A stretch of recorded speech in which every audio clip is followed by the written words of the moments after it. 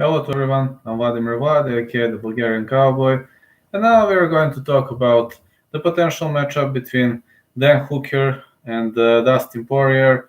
Well, I need to say that this match, it's kind of still in works, but it's kind of set. Some say one thing, some said it's set for UFC San Diego, some said it's not set, but we're gonna see.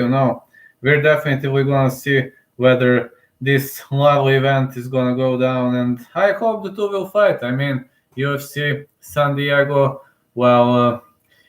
it takes place on May 16th, and it would have been nice. The match is kind of in the works. The pair, as well as they have been going kind of back and forth in the recent days about fighting each other, with both being receptive to the idea, and it looks like the UFC also likes the idea based on the report.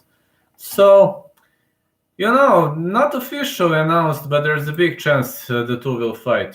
So let me now take a look. Dustin Poirier is a black belt in BJJ, and you all know that he was an interim lightweight champion, riding a score of 25 wins, 6 losses, 1 no contest. And Dustin Poirier, he is one of the most powerful guys in this division, and he scored 6-time fight of the night bonus, submission of the night once, performance of the night 3 times. He is one of the greatest fighters, undoubtedly.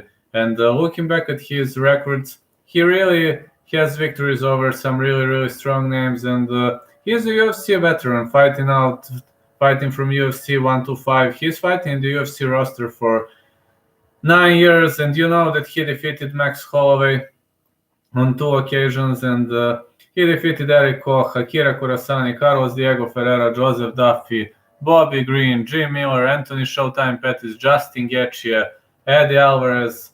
I mean, he's a very, very powerful dude, and in his last match, he was choked out by Khabib Nurmagomedov for the undisputed championship. His only no contest happened against Eddie Alvarez, and this no contest battle, it was due to illegal knees, because Alvarez landed illegal knees to Poirier's head, who was a downed opponent, and so losses came to Michael Johnson, Michael the Mayo Johnson, Conor McGregor, Cub Swanson, Chang Soon Jung, and Danny Castillo. Looking back at Dan Hooker, he is one of the most powerful. Maybe right now, when Mark Hunt is not part of UFC roster anymore, the most powerful New Zealand guy.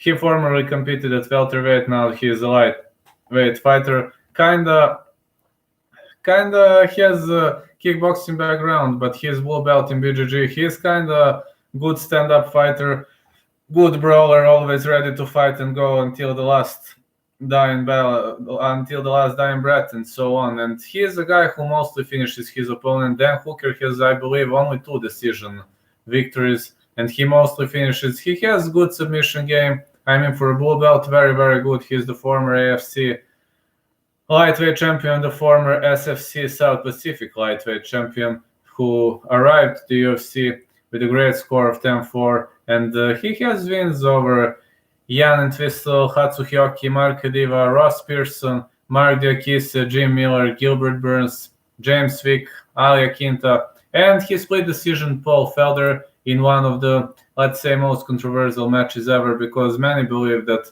Felder won that fight, including me, but the fight took place at New Zealand soil, so you all know why. I mean, there's no need to tell you. So right now, looking back at this, if Poirier is able to take Hooker down, he will have great chances of winning. Poirier strikes harder, but Hooker strikes very, very hard too.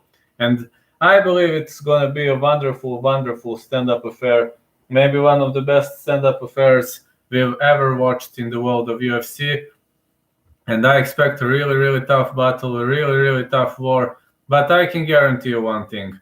If the fight goes to the ground, Dustin Poirier will definitely have advantage, but in the stand-up, anybody can turn the lights out on anybody. So I doubt this will go to judges' scorecards or decision, but this will be a wonderful fight to watch. And if it happens at UFC San Diego, I can't wait for it to kick off.